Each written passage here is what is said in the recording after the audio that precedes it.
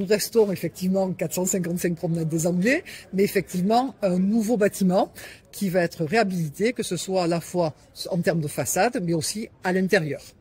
En termes de façade, on va dire existe ces panneaux de verre, puisqu'il va y avoir de belles ventelles qui vont permettre d'être plus respectueux de l'environnement. Et à l'intérieur, beaucoup de rénovations aussi, qui va permettre notamment d'adapter tout ce qui est flex office au niveau des bureaux. C'est vrai qu'il y a des obligations à respecter d'ici 2030 pour effectivement qu'on ait des bâtiments qui sont quand même consommateurs d'énergie, qui en consomment de moins en moins, mais c'est quand même aussi, j'allais dire presque une nécessité et une obligation que d'abord contribuer au renouveau aussi de l'ARENAS et essayer d'avoir une qualité aussi de vie au travail et d'émissions aussi de gaz à effet de serre qui soit plus respectueuse de l'environnement.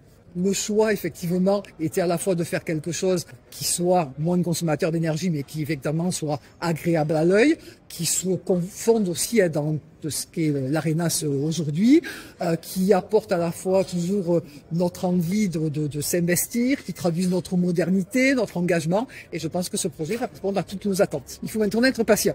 Aujourd'hui, c'est vrai que tous les collaborateurs qui étaient donc dans ce siège historique ont été donc dans ce qu'on appelle des locaux de repli. On a eu la chance de pouvoir mettre tous les collaborateurs au même endroit à l'ARENAS, dispersés dans certains bâtiments. Mais c'est vrai que ça leur simplifie effectivement leur quotidien, puisque rien n'a changé à part l'entrée d'un bâtiment qui est différent par rapport à celui d'avant.